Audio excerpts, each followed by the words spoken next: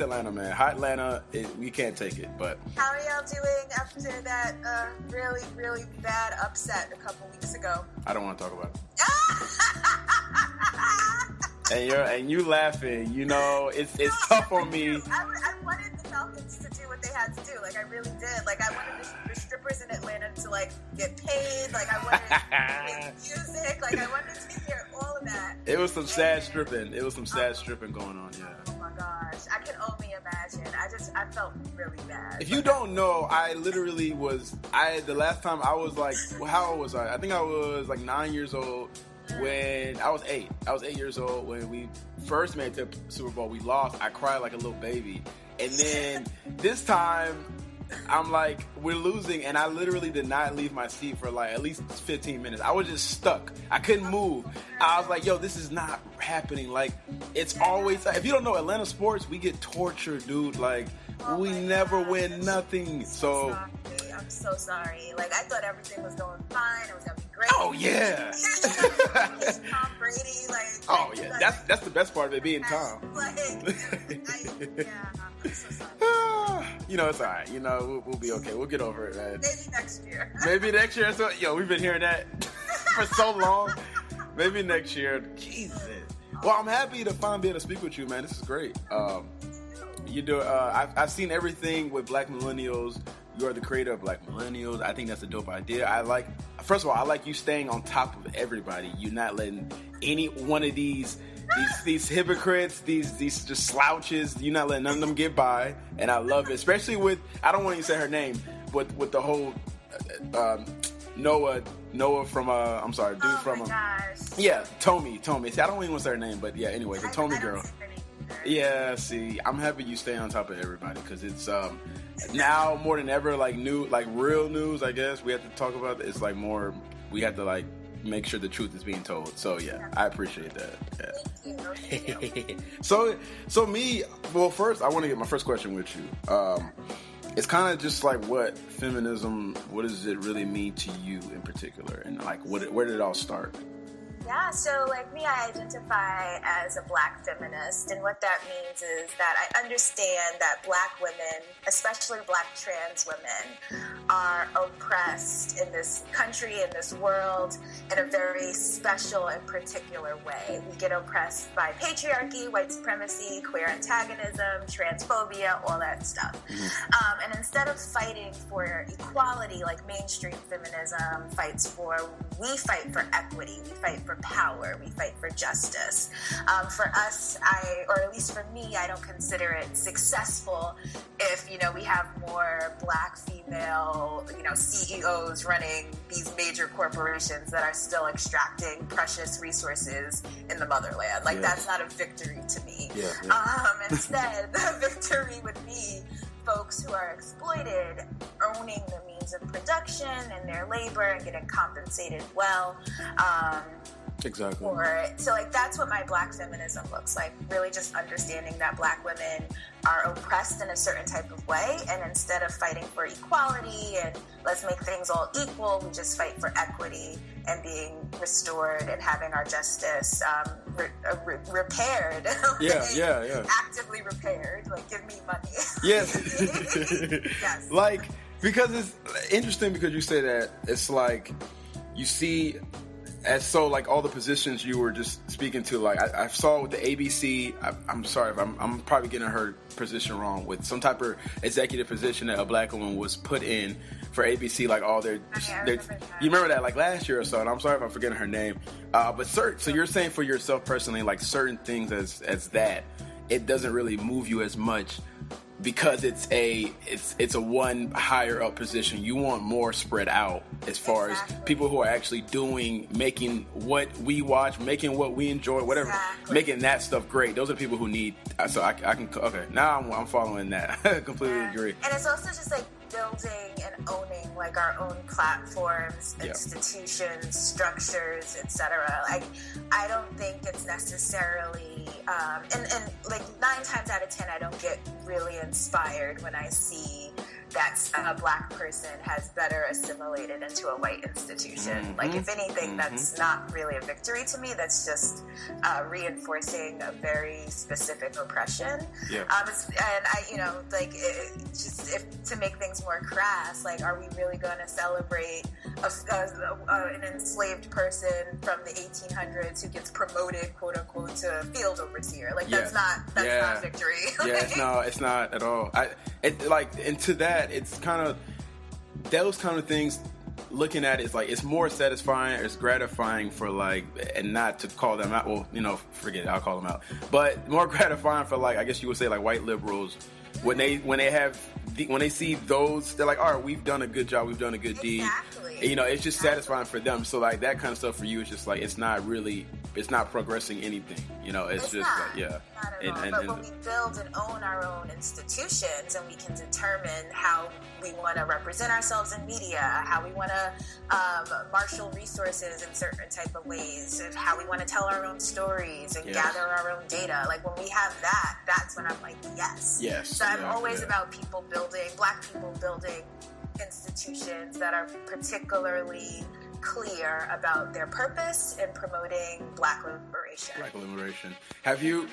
Were you at one point, because I'm starting to get into this mindset now, but have you at one point, were you like pro, like just liberal like mentality? Absolutely. Even with if it was like from a white person's perspective, and now have you at all changed your perspective of like white liberalism? Like, oh my gosh, yes. That's okay. All right, go ahead. Absolutely. I grew up in New York City, so like, you know, liberalism or center leftness was always a thing for me. Like I was always, you know, I saw no difference. Honestly, I didn't realize that there was a thing to be like to advance black issues. Like I didn't even know that was a thing.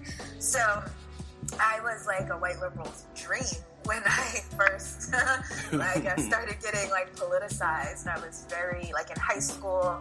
I was the one who was just like, yes, like yay, gay rights, gay marriage. That's how we'll get free. Like I was that person. I didn't have like a deeper analysis about race and things of that nature, and how even if even back then, like I didn't think a white liberal could be racist. I was like, of course they're not racist, they're liberal. Like that's literally what my mind was. Same here. Like so, but now like I'm completely different. I have a very, very hardened view about white liberalism, and if anything, I think it's more dangerous for black people to be around white liberals than for white conservatives, quite honestly. It does. I think it like kind of fogs your all that you maybe you thought of. I think it kind of just fogs it up and pretties everything up for you, because they package things in a way that makes it feel as though that they're, you know, everything they're doing is on your side, is to your benefit, but in reality, it's like they do everything for kind of sport, you know, like in a way, like it's just for them, it's fun. This is just like part of, it's so cool. Like, look, I'm not a bad person because of this and that.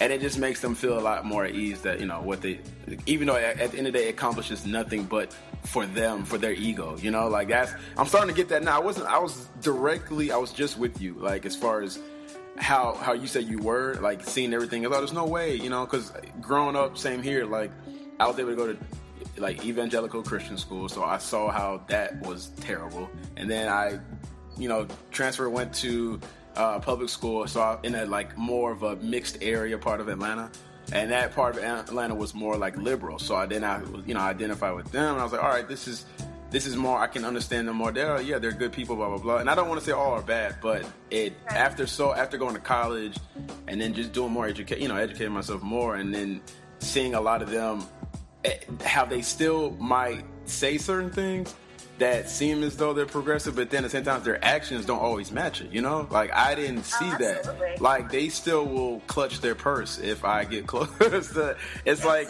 they'll go to the other side of the street if they see me at like 10 o'clock at night and I'm wearing like whatever, like they'll still get nervous. So I'm like, okay. Oh, but they're not racist because they voted for Obama. Exactly. They have another black friend. Don't worry. There's always that one. And you know, funny thing, I never see that black friend. They always talk about that one black friend, but I never see them. What's up with that? Like, yo, I don't get that. Think about it. Do you ever actually see that black friend? Exactly. So no.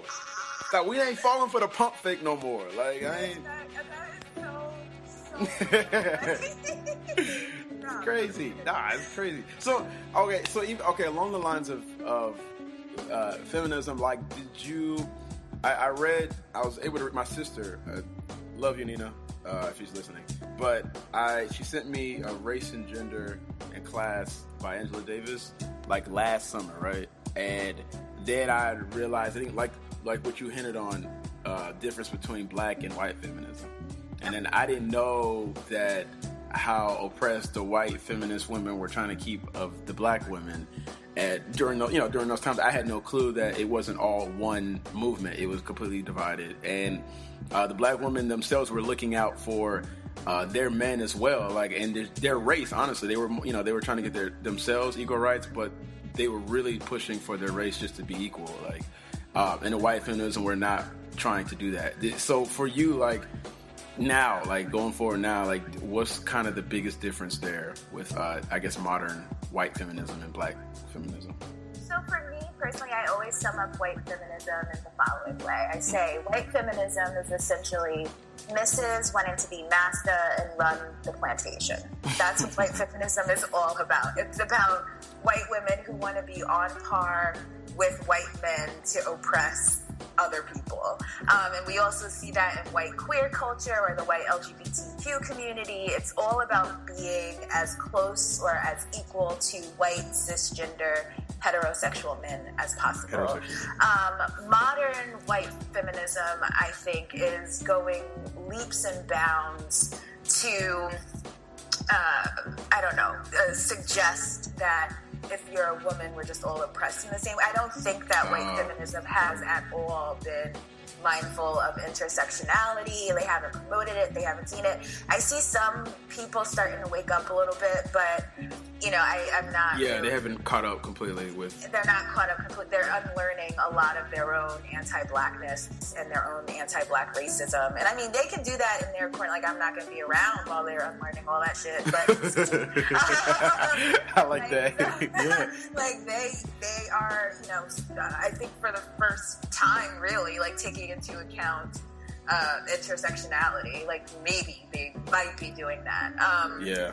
And it's few and far in between, and it's certainly not really cohesive or, like, widespread or mainstream.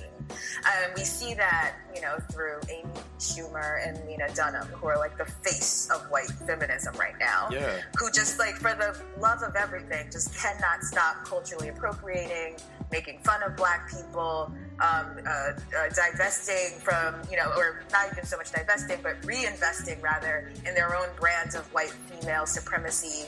Like, it's just ridiculous. I always hear about those two. I hear about those two constantly. The only actual news that I know of them, and I hate to be ill-informed on them completely, but the only thing I knew about them was the whole Odell Beckham situation there. Yeah, they've had, like, track records, like, you know, for the past, like, I guess, like, why they are the two that we always, like, see, this is what white feminism is striving for and what it looks like, is because they are so constant in their fuck up. Like, yeah. They're just so constant in it. Like, it's almost like every couple months there's yet another thing that they've done, that they've said, or whatever else. And for the love of everything, they just keep doing it. Yeah. And it's just, you know, it's frightening and scary and honest. Well, not even so much. That's, like, that might be a bit too severe to say. Like, it's not even frightening. It's just ridiculous. Like, yeah. Not like at this point, it's jokes. Like, why is it that they feel, I guess, entitled? I don't know if it's an entitlement, but entitled to, like, be able to make light of whatever, if it's black culture, black this or that. Why do they feel like, since they are consider themselves liberal, you know, that now is all right, I can say and do what I want, and you can't say anything about me. What gives them that pass? Like, I never understood White supremacy does. Like, I think they've always just been this way. They're just on, higher platforms, so they're more heavily scrutinized. Like, Gotcha. I don't think it's the first time that Amy Schumer has made, a joke about black women or in our asses or whatever else. Like, I think that they are just the products of white supremacy, and more importantly, the products of white feminism. This is what white feminism does. It says that you can be aggressive and violent to black women in particular, black people as a whole, but black women in particular, and that's okay. They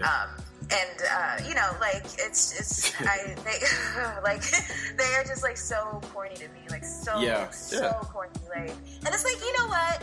If they were like experts or like really genius or did great or produced great content, I might be able to say maybe we should not be gentle with them, but like let's watch them unlearn this. Yeah. But they are so mediocre,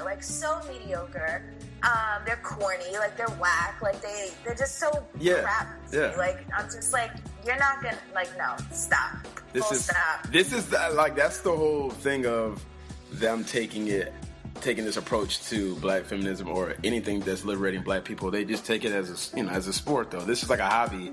So it's not. It will never be something that they truly feel close to their heart. So I don't care what they say. Yeah, I don't care what they say. So it's like they don't care. They don't really about black care people at all. Like they only quote unquote. They only like make an apology or whatever, if that. Just when they get called out. Yes, exactly. And that's when all of a sudden, I didn't mean to. And like the few like apologies that I've seen in the past of them or whatever, it's always me, I. Yeah. Oh gosh.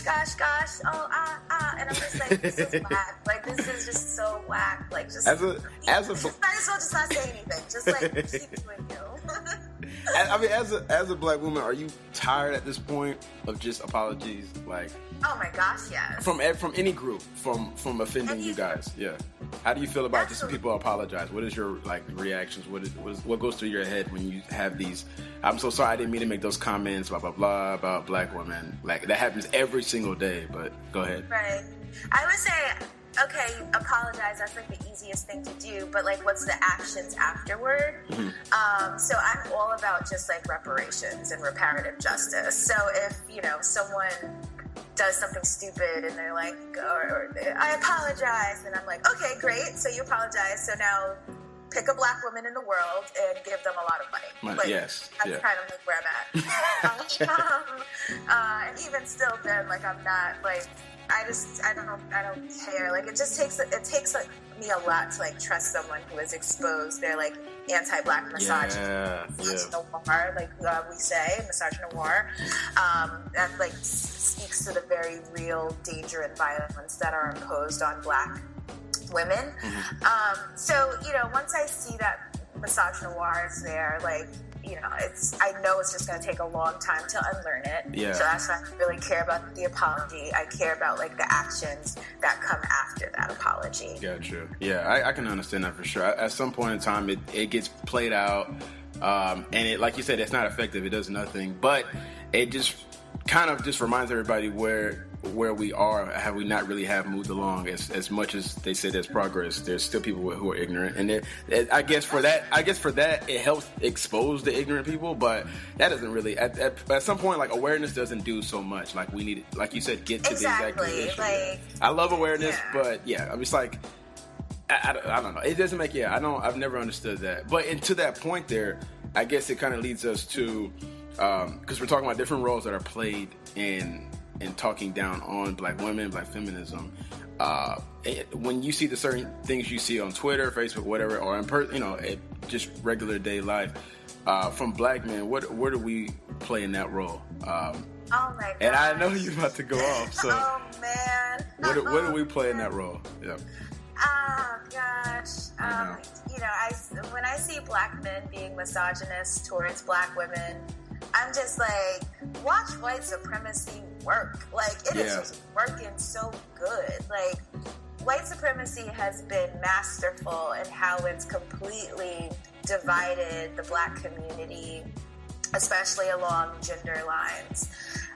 Whenever I see my brothers who are just doing and saying things that are just like so deeply violent towards Black women, I'm just disgusted and disheartened, and like I can't even explain how nauseating it is for me. Like, I've rolled my eyes so much, like it's been ridiculous. Like, even just recently, like Tyrese talking about my his God, non-Black wife. Like, if you Black women just like stop doing weaves and stop getting surgery, people will like you more. It's just like, no, be quiet. Just shh. You didn't have to say anything. It's disheartening. It really is disheartening. Yeah, no, it's.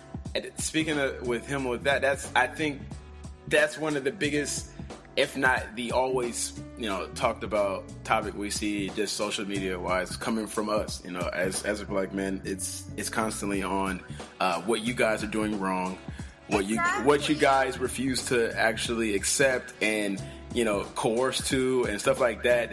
There's like a box that apparently that as Black men we built around Black women that to do these certain things.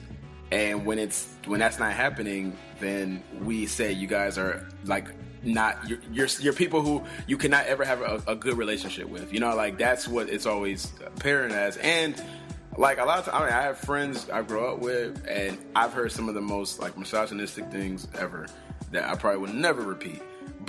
And it's things that also, they seem so easy to come off like the tongue. Like people just say it like it's nothing. And it's now getting older, I'm like, it's wild to me to think that was something that was so easily said and felt it. And at the same time, it was like, it was no harm to us. And we felt no harm to it, even though Black women, Black men, we're linked, we're together. But we always feel like we can just talk down on you all. And it's just like we're not together. Like that's why I'm starting to realize, like, damn, we talk like they're not one with us. Like it's Black men and it's Black women. That's it. You guys do your thing, we do our thing, and that. I think that speaks to how just normalized misogynoir is within our community.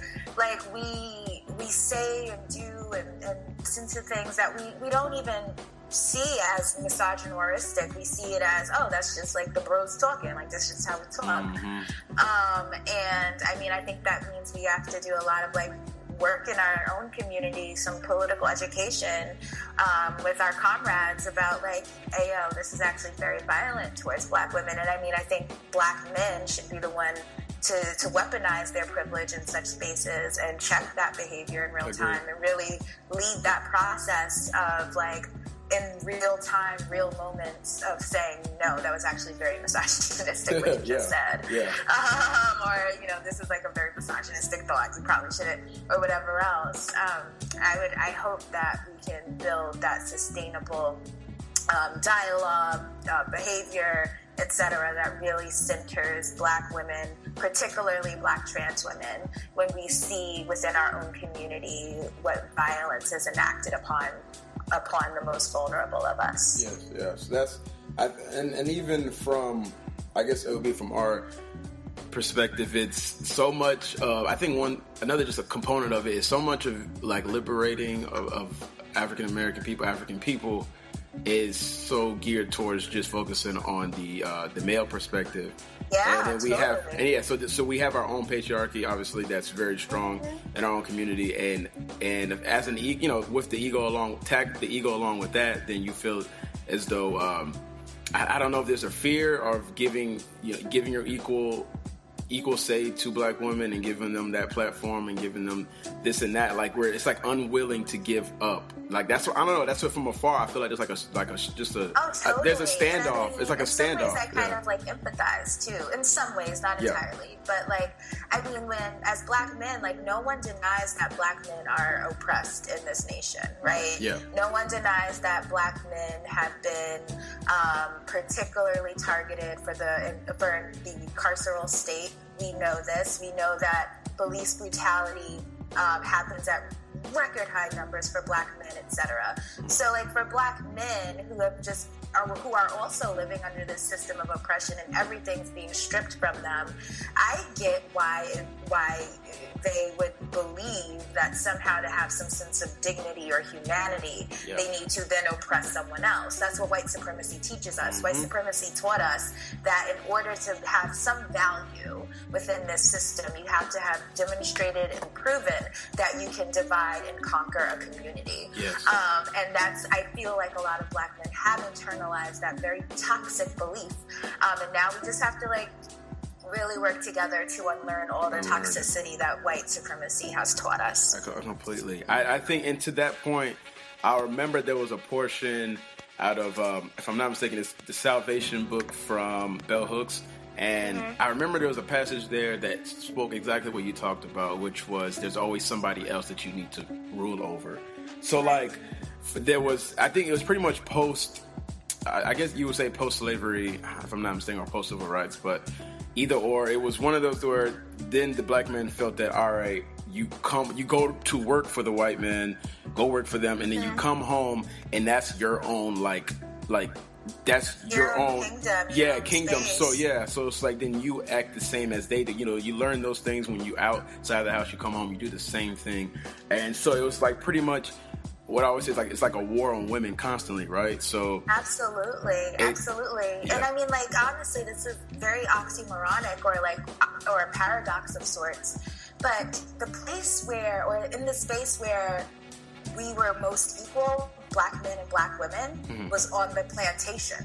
Okay. And that's like a very frightening thing to like really raise. Like because as Angela Davis explained in Women Raised in Class, love that book. Yes.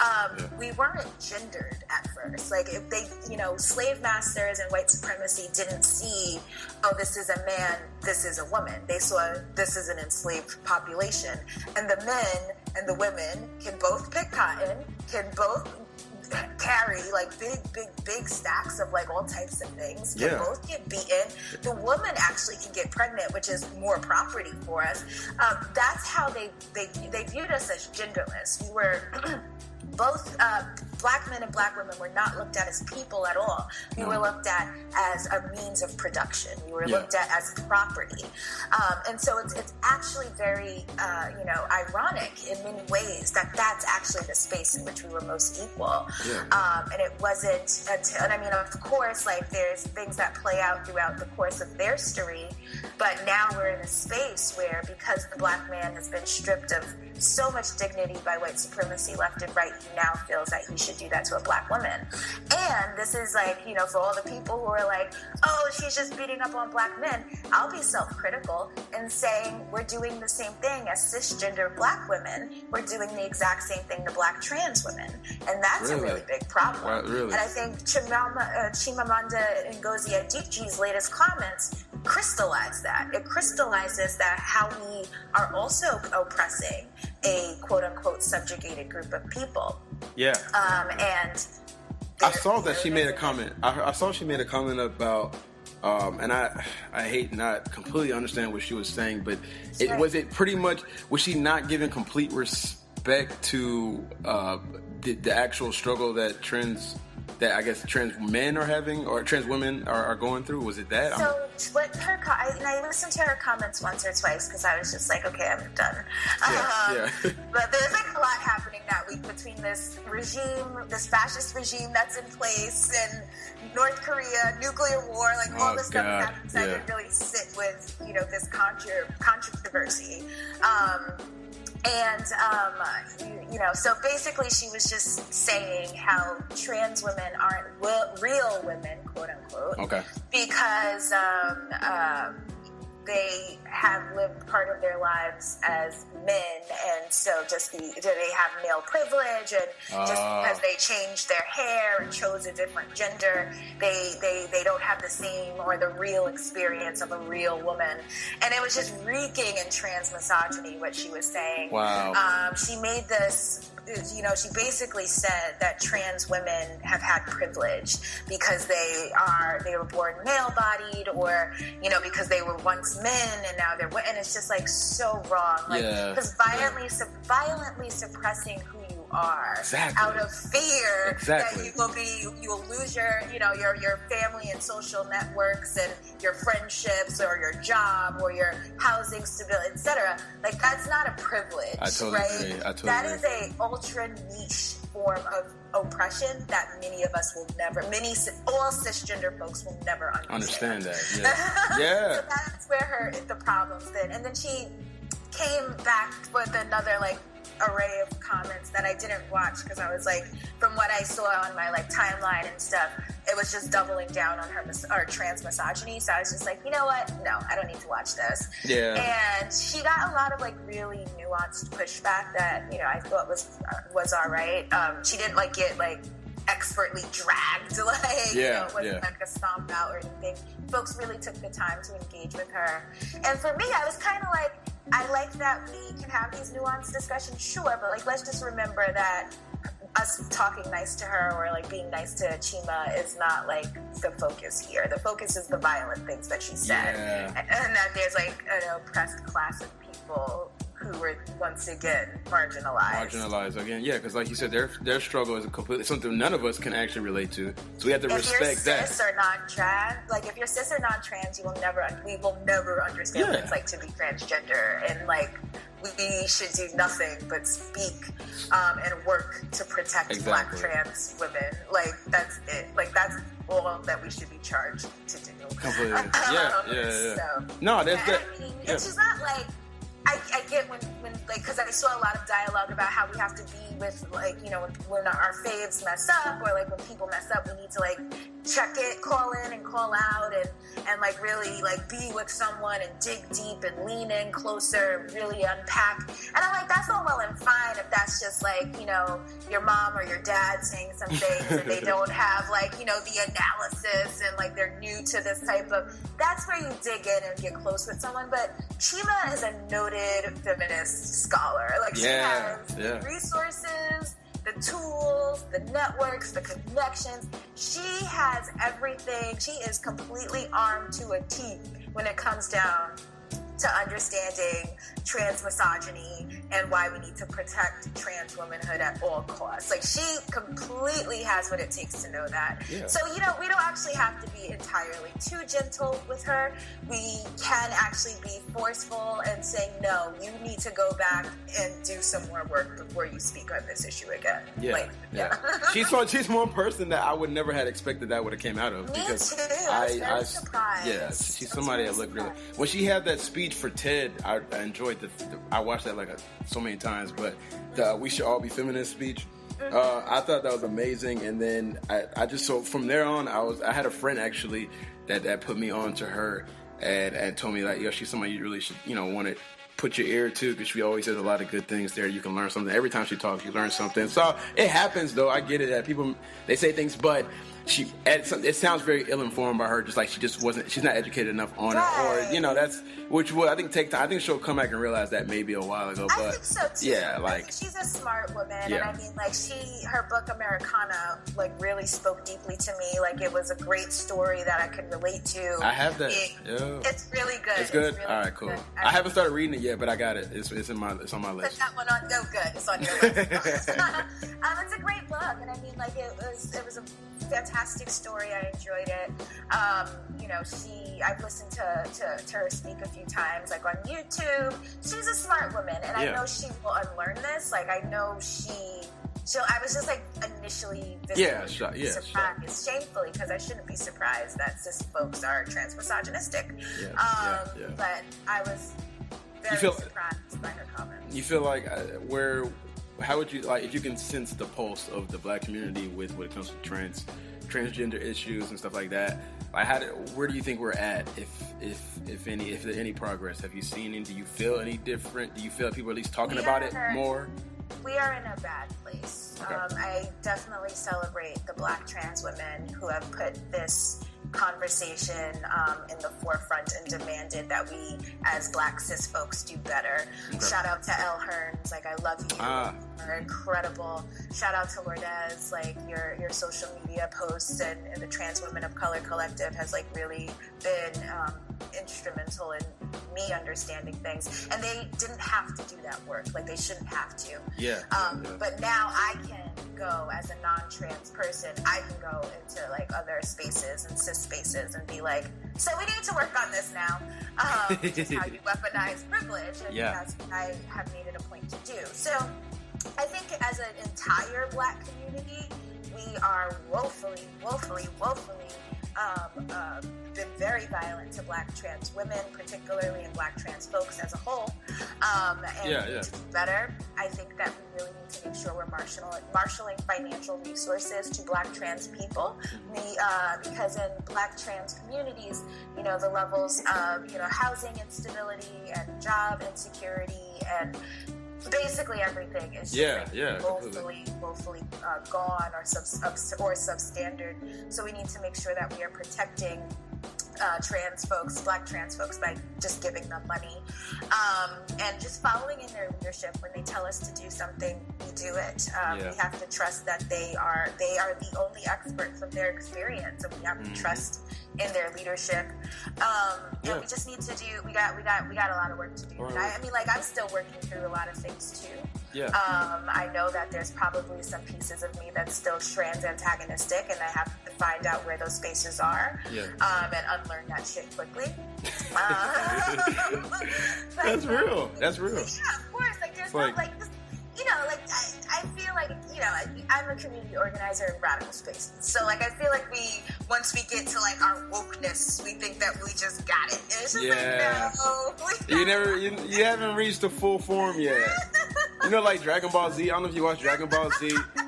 But that's it. Like, Dragon Ball Z is like Gohan and Goku. Like, you gotta keep, you're not there yet. We're working it. We're not perfect. No, you're not there yet. I have a lot to say about woke, quote unquote, Black spaces, but yeah, we all good. But I have another question along the lines of that, but go ahead.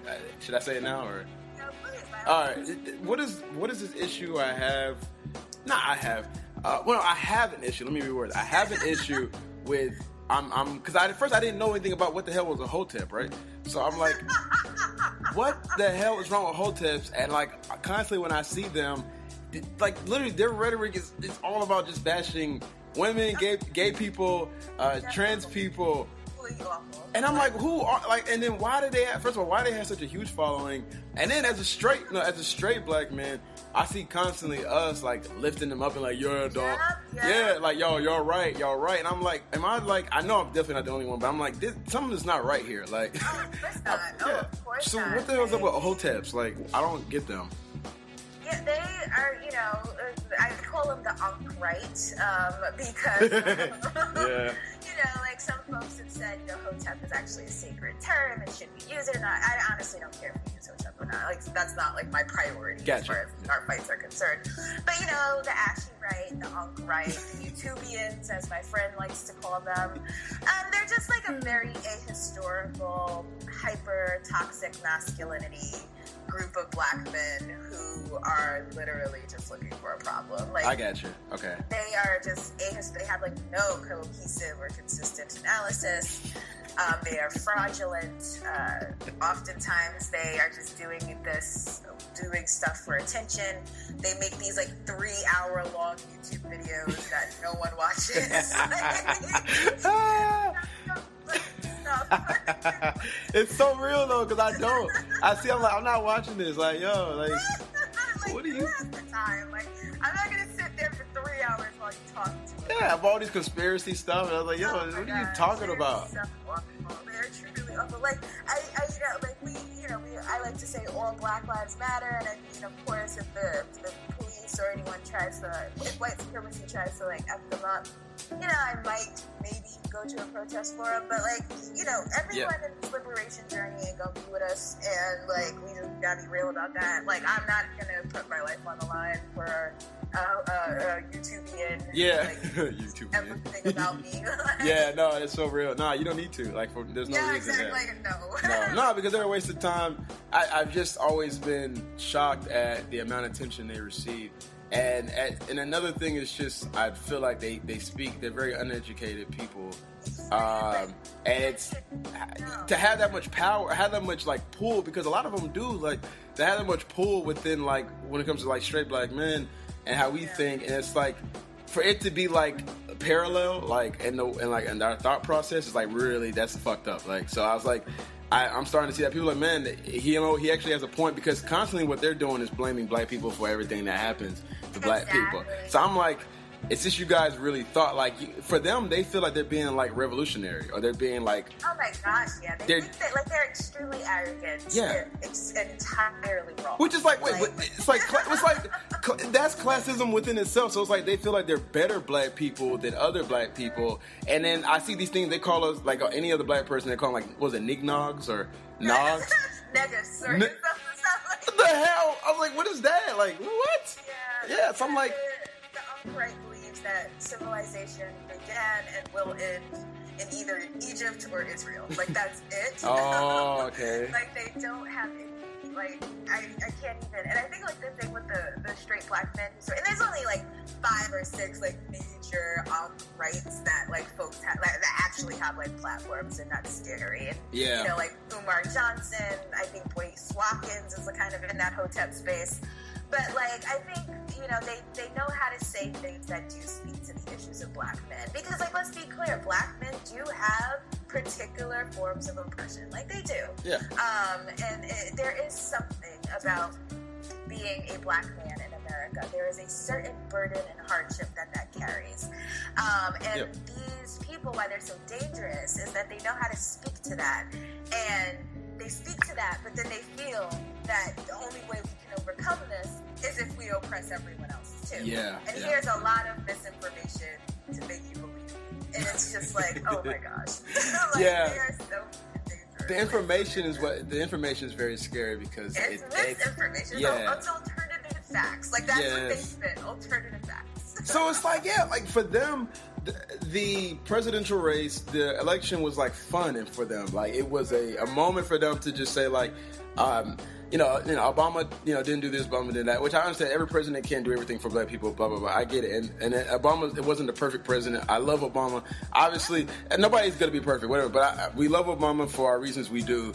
We cherish him for the reasons we do. But for them, it's like, it was a time to really just, like, criticize all black people for not supporting Trump, and then them, like, I'm like, do you understand how you're so easily hoodwinked by anything that black people, like, they always have to go on the opposite end of what a lot of black people feel personally within, like, just being oppressed and being in this country. They feel like we're complainers, that we whine, that we have a slave mentality, and those things. And I'm like, it's just, it's way over my head. Like, I cannot understand, like, what world they live in right now.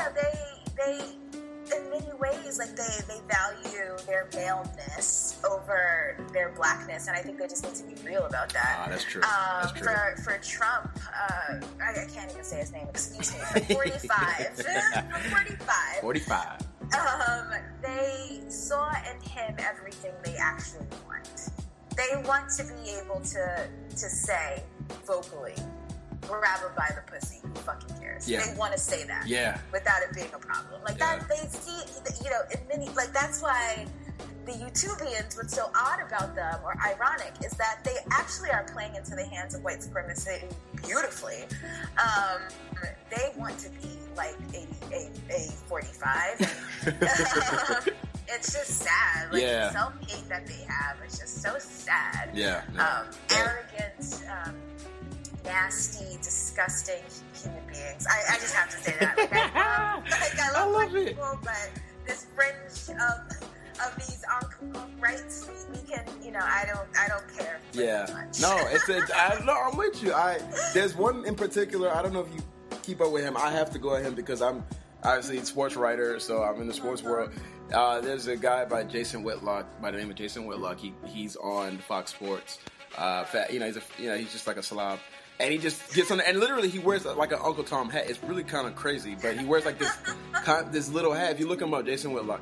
So he wears this hat constantly. He's been the one that he's pretty much you would say he has some Hotep in him, and it constantly speaking out against black players who speak out. Like, so he's been going at Colin Kaepernick all the time.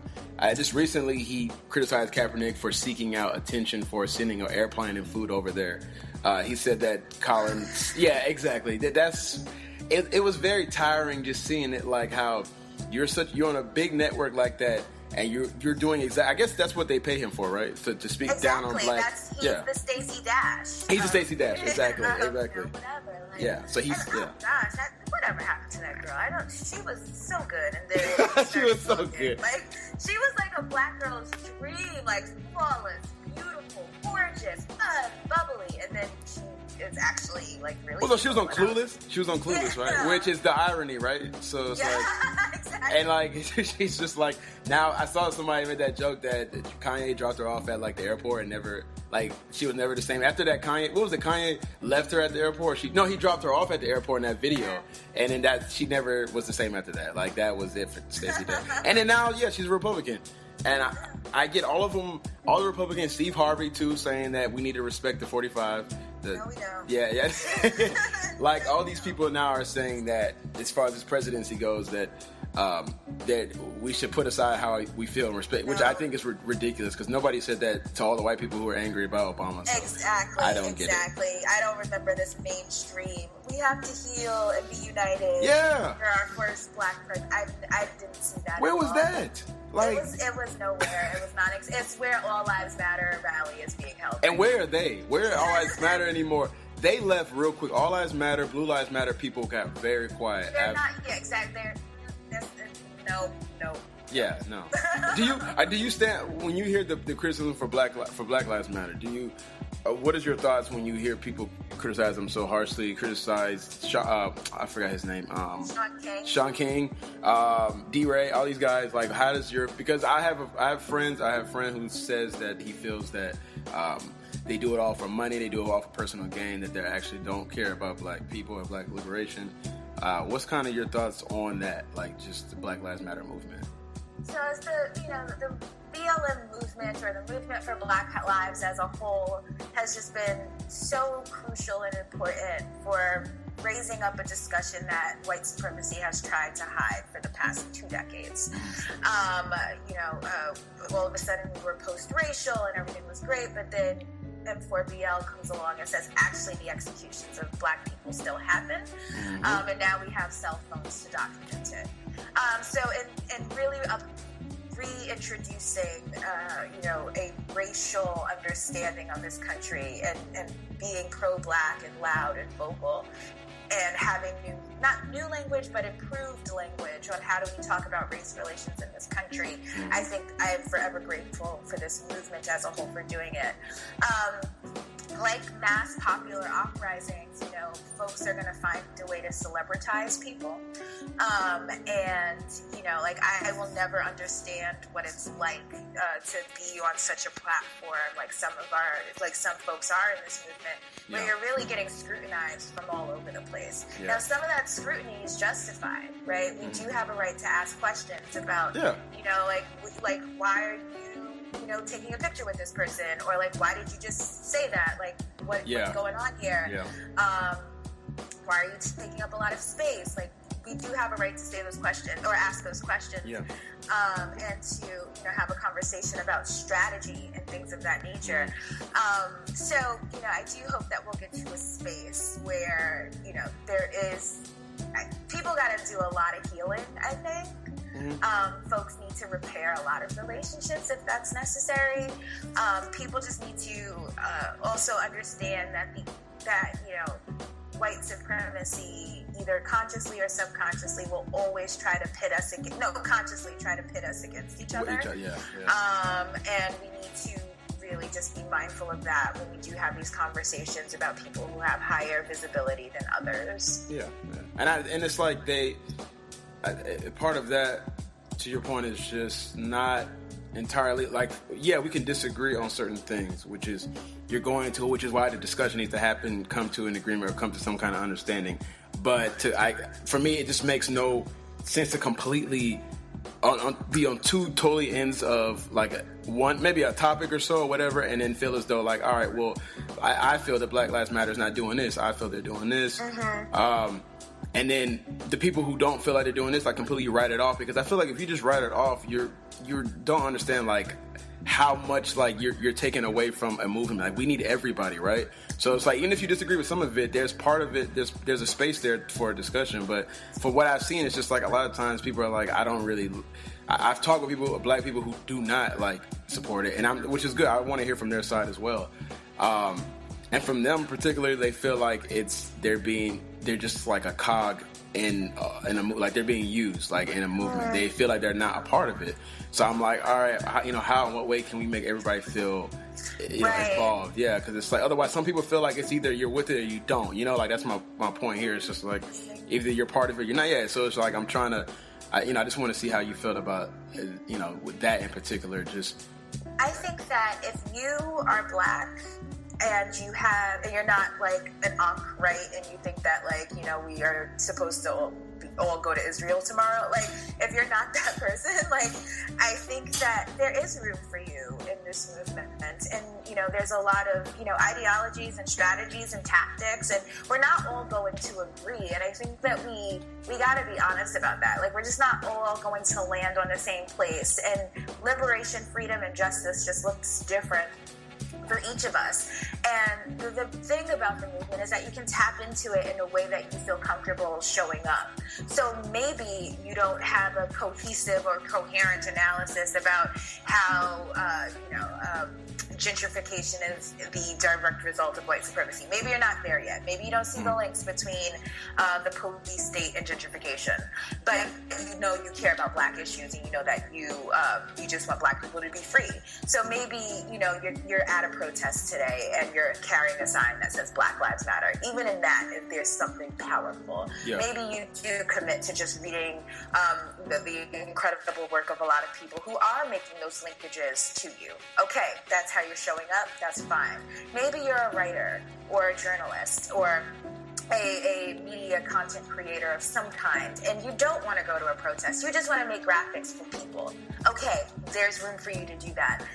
And as organizers, we need to be less arrogant. I'll say that. We need to be less arrogant and more inclusive in how people want to show up. And we need to understand that it's really all hands on deck, and that we all have different skills and expertise, and no skill is valued more than another. We need to allow people to show up how they want to show up, and we need to actively work to find people who do want to show up, and not close off our spaces to them just because they can't unpack what it means to live in a white supremacist, cis heteronormative, patriarchal, imperialist society. Maybe that. Yeah. Right? I swear, that kills me. Like, when you meet someone who's just for the first time, like, showing up to a meeting, and you're over here like, so what are your thoughts about the neo-colonial state? Like, what? Yeah. Like, ask that of a person. Yeah, we're like, relax. I just hear about Black people, like, I just want to learn more. Yeah. Like, I'm just here. I just got here. Like, come on. I just got here. Like, yeah, you gotta relax. Let me get a couple jump shots in first, and then we can start playing the game. Exactly. I feel you. My gosh, that kills me. Yeah. And then, like, when they don't know what you're saying, they'll, I've seen some folks, and I mean, I love community organizers and movement folks. I've met a lot of incredible people with this work, and I love you. I have seen other people who are maybe, I don't know too well, but I just have seen people throw other people away because they're not yet politicized to, like, pro-Black radical militancy.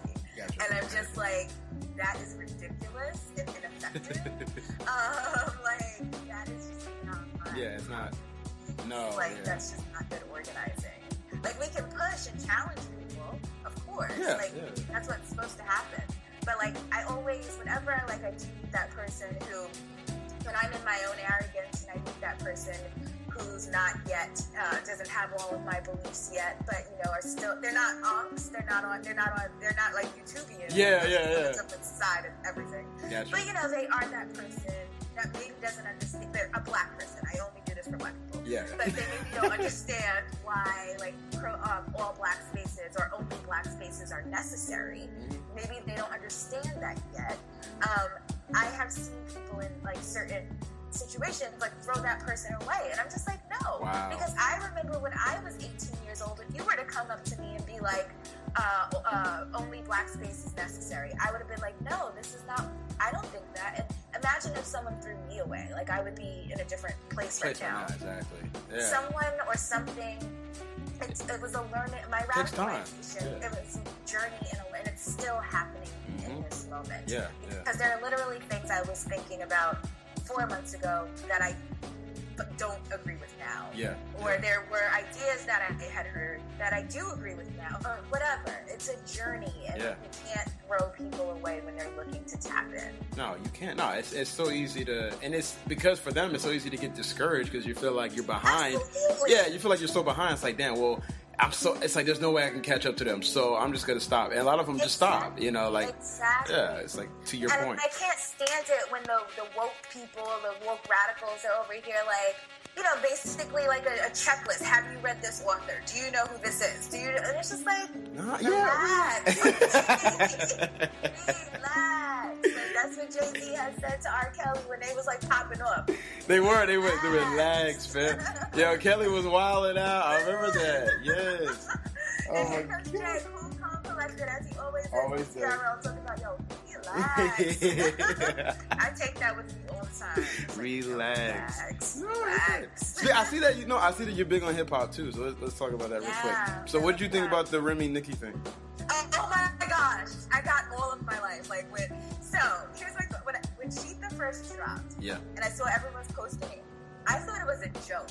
I was like, this ain't real. This is probably some fake news, right? And then I was like, oh, okay, no, a lot of people are posting it. Like, okay, maybe this was like a song that was like in the vault for like years and somehow it just saw the light of day. And then when I was like, oh no, because, you know, he talked about the mill. So of course I listened to the full 7 minutes, and my mouth was like just hanging on the yeah. I had to push my bend over to scoop my mouth up. Yeah. And I remember when I was done listening to it, I was just like thinking to myself, I was like, Onika needs to go into the closet, take off those stilettos, dust off her Timbs, put back in those door knocker earrings, and act like she's on the south side, Jamaica Queens, and just go. Like, just go in the studio. Go in. That's it. And go in and, like, take no prisoners. And she ain't do that. She ain't do that. Right. So it's like, Nicki, are you? Okay, so you were a fellow Barbie, whatever. I was not a Barbie. I've never been a Barbie. A Barb. Oh, okay, you never been a Barb, but you know, that's your girl. You rock with her. Like, I get that. I like her. She, you know, like, I don't like the pop, but, you know, I remember those, like, come up DVDs, and she used to, like, she went in, and I was like, right, she could hold her own, she could spit. Well, now we don't know if that was her Safari. Was that her? Right. I don't want to believe that she wasn't behind her own pen. Like, that's like a hard charge for a lyricist or MC or what have you. Like, it takes, like, the burden of proof. Like, I literally will need to see Safari and her, like, together. Yeah. Sitting down, yes, so exactly. Say that. Yeah. Like, I would need to see that footage, and I haven't seen it, so I'm still going to believe that she's behind her own pen. Mm-hmm. But, like, I was more thinking about the culture. Like, I just wanted her within, you know, in 48 hours, Nick Nolte. Like, I just wanted to see her, like, in 48 hours, come back with something heavy, and then drop a hit record. And then, like, that's it. She pulled a Meek. She pulled out a Meek on us, and she didn't do it. And it's like, for her, the biggest thing here was, like, this is like this is a big moment here just for hip hop, obviously.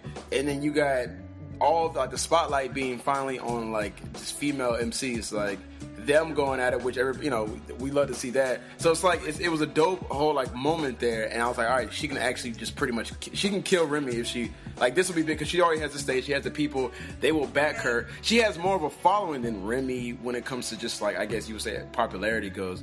But a lot of people, like, this actually showed that a lot of people do rock with Remy, like, as far as, like, people were rooting for her, for a long time. Like, I love Remy Ma. Like, I think she's incredible. And, like, in rap beef, I usually go with the underdog. Yeah.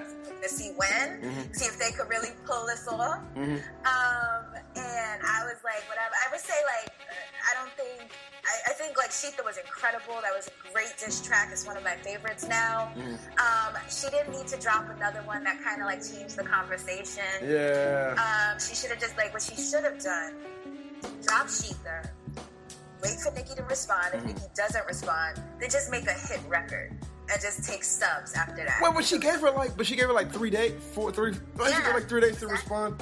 She gave her enough time to respond because Nicki was overseas and partying and just showing out, and she could have easily just dropped something real quick in the middle of the night. Drop something. Exactly. Like I would even take in like if she just rapped acapella on Facebook Live. Even taking that. Real. Just to like keep it interesting. But when Nicki was just silent, I feel like instead of dropping another one, Remy should have just dropped like air radio play, like or a club banger that will always just go in the clubs. Yeah. Like these folks live in clubs, like that's just where they are. Yeah. So if they that just will go in the club and not even make it about Nicki, just like just like talk that big girl shit. Yeah. Make it a hit record, and that would have been just like nailing the coffin. Yeah. But now like because like with Nicki dropping those 3 and they're all chart toppers, like even though her verse on No Frauds was whack, like that was garbage. Like, Thank you.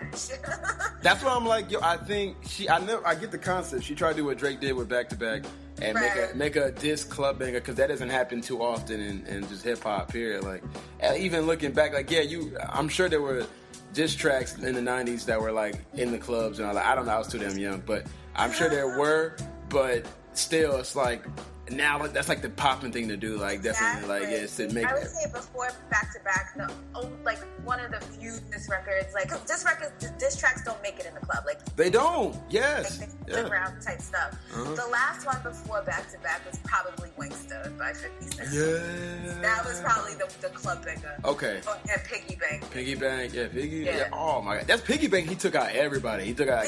Remember, he had Cassidy in the video. He remember that video. The Ninja, yes! I was like, yo, 50. Yo, I don't care anybody says. I rock with 50 forever. Like, I don't care, dude. He changed the game. Like, and he also gave us, like, the last great rap. Like, the jungle. Oh, yeah. Like, I don't think people remember, like, how serious it was. Like, the top level, like, the wax was wild. Like, the songs was coming out. Yeah. Murder Inc. and G-Unit, and everyone was choosing a side. Yes. Like, that was beautiful. That was dope. We don't get that no more. Nah, man. It's whack now. We got all the yachties and all them, but I like. Just be on Instagram, like, Yeah, beefing. Soulja Boy beefing on Instagram all the time. So it's like, no, I can feel that whole era was just dope. Like, and just when it comes to beef.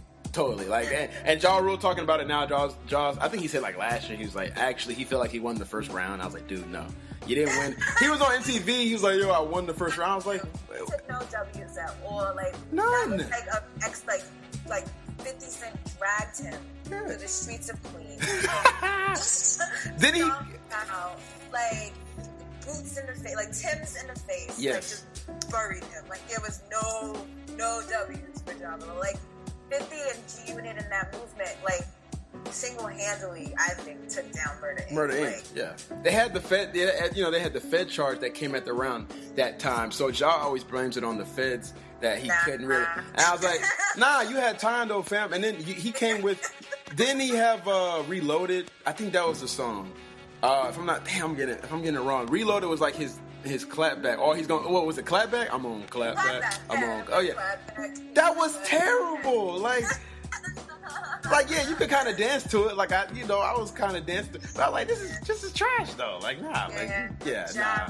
Ja didn't hang on too well. Like people don't understand that 50 can get very disrespectful, right? So extremely. I think that's clear. Like I think we know that 50's just like he's meant for disrespect. It's disrespect. So it's like disrespect you and troll you. And troll you. And like he just wants to be everyone's villain and big boogeyman. He's like the Joker. He is the Joker. Like he does. He's just gonna make just to rock the room around and just disrupt everything. Oh like, yeah, man. He doesn't care, man. Anybody can get it. That's what we love about Fifth, man. Now, so hip hop today. Who's your favorite artist right now?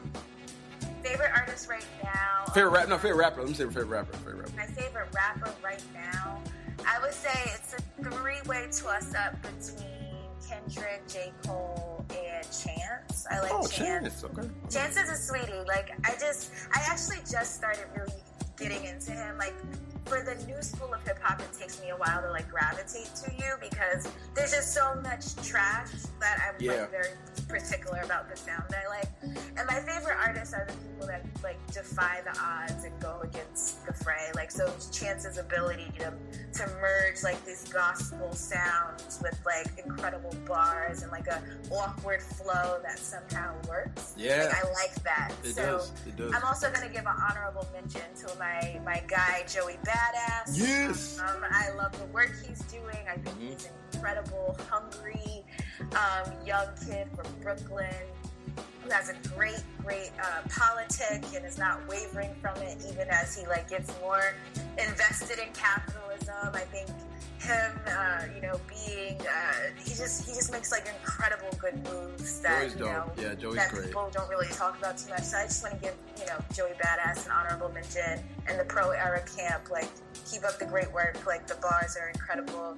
Love them. Love them. Yeah. No, they're dope. Yeah, Joey's one of the few of the new era that's like, and he's only going to get better with it. Joey's pretty young, so it's like he'll get better with it. He'll try. I seen him in concert like last year, and I was like, I was amazed. Nice. Yeah, he's dope. He's dope. He's good. He's good. I like this. I mean, those guys you named are by far. I would even just probably add. I'm with those that you named. I remember Chance. I really love Chance's Acid Rap. That's the first. I heard it like 3 years ago or so.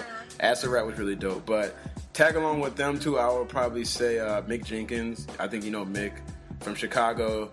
Mick Jenkins, Saba. I just got on Saba Pivot. He's from Chicago as well. Oh, okay. Who's some of the other guys I'm trying to think about? I can't think of who else I'm rocking with. I got too many in my phone. It's so many. It's like so many artists. It's like hard to like find that person. You know what I mean? That's gonna like really change your life as far as like music is concerned. Yeah, it's tough. But I just got into Montana of 300. Like, he's from Chicago. Oh yeah, I know. He's dope. I like him. He has some serious bars. Like, I'm like, ooh. Yeah. Montana. He's with GB, was it GBE or whatever, and all them, like that whole like gang. I think so. But yeah, no, I'm with the trap. Like, I love trap music, so like I'm never gonna not like trap music. You're in Atlanta, so you know what I mean? Like, people don't get that. I'm like, they're like, I hate this. I'm like, I'm looking at them like, I don't know what the problem is. Like, I see no problem with trap music. Like, it's good music to dance to. It's fun to dance to and party with. I get that. That's it. Yeah, I get that. I don't like rock it or listen like bump it. Like, if I'm like on my way to work, like I just what? I did that yesterday going to work. I was bumping. I was like, what? It's like, yo. It's this New York versus Atlanta. I Yeah. the bars and lyricism. Like, that's where I'm like really like excited. I also want to shout out Young and May for like just being incredible. Oh, she is like, sick. Oh Yeah, gosh, she's sick. like, I can't wait for her to like really like through, break and just like have that, because like right now with Red Life and stuff, I think she's still kind of like in that startup phase of like being a rapper and like being a like rapper and business person. I'm ready to see like her be like a little bit more sustainable and have like solid footing, know exactly what it is she's doing and where she's going. Definitely waiting for an album. Like, I love Young and May. I think she's interesting. But like these are like my faves of the new school. I'm like more like, I have my ultimate like 5 faves or whatever. That kind of fluctuates sometimes. It fluctuates. Okay. Is Nas in there? Nas is still my favorite of all time. Of course. Okay. That's like, of course. Like my 5 would be like Tupac is number 1 because he's the prophet. Tupac, 3 Stacks. Yes. Thousands amazing. Busta, Nas, and Jay-Z. That's kind of my... Busta, though? Wow. Yeah. That's probably a New York thing, because I ain't rock with Busta I didn't rock with him, really. I was just like, he seems cool. No, okay. He's good. And I know, like, for your listeners, everyone's going to be like, how are you from New York? You don't say Biggie. Don't worry. Biggie's in my top 10, but my top 5, just like, that's my top 5. Biggie, look, and you might hate me for this, but for the symbolism... Pac was more important than Biggie, but Biggie, I think Biggie had more bars. Excuse me. Yes, I think he had more bars. Okay. I think Biggie was, and you saw the tapes of him he was on the block just spitting outside of the store, and all. Like, Biggie just had bars for days, and I was like, no knock on Pac. Yeah, no knock on Pac, but Pac was, he changed. He was like the lover. He was like the poet, and you still can have bars as a poet. I'm not saying you can't, but Biggie had those ones that make you just make the angry face when you listen to it. It just makes you make that mean mug. Like, that's real. Yeah, that's all. That's real. I'm with you. I feel like the Biggie Tupac debate, it's much like Christianity versus Islam. It's like, yeah, make the say, it's just like not gonna. There's never gonna be a genuine, like a general consensus. No, never. Like, yeah. This will forever be in the hip hop analog, which is fun. Yeah, it's just amazing. Yeah, which is what hip hop's supposed to be. Mm-hmm. So like, I'm with it. But cool. I'm firmly with Tupac on this question. Got you. I respect that. Tupac, that's everybody's, man. Cool. Well, look, man, I really appreciate having this discussion here. So much fun. I think a part 2 will definitely happen. Near future or not, let's see how we get everything planned out. But I think we should definitely do a part 2 because I wanted to speak with somebody directly who is as involved as you are, right? So, and not just because I'm able to read the books. I'm starting to read more of the books. I started last summer or whatever, and just try to educate myself more. But I want to tag along. I want to attach that also with people who are constantly in the grassroots and actually doing it, because it helps it more. Yeah, help me it brings it more to the forefront. It makes me understand it a little bit more, just now recently, especially with how into modern wise, obviously I want to know the history of it, but I need to also understand how it works today in this digital era, everything being so technology based. So I really appreciate Arielle, man. This was really dope. Thank you. This was a lot of fun, definitely. I don't take interviews anymore, but what? I don't know. I feel special. You should feel special. I think this is gonna be fun. Yeah. So we're cool. Yeah. So you want to plug anything? You want to plug anything? I'm gonna plug racebaiter.com. That's RACEBAITR.com. This is a endeavor by my friend Hari Ziad, and I just came in as a editor. Incredible, great content. If you want to learn more about, have a great analysis about Black pop culture and the systems and all the really great stuff, please go there. Of course, if you want to read some of my older writing, www.blackmillennials.com. And also, keep an eye out for a really super initiative that I'm launching in June. So, that's a ways away, but keep in touch with me. I think there's going to be a lot of incredible work that I'm spearheading that solely focuses on making sure that Black content creators are compensated adequately for the incredible work that we do. Nice. And that Twitter handle. Arielle, ARIELLE_Newton. Yes, you can find me. Arielle Newton, Eric Yeboah here. Thank you all for listening. Hopefully we'll have a part 2. We'll see you in the future. But appreciate everybody for listening. We out.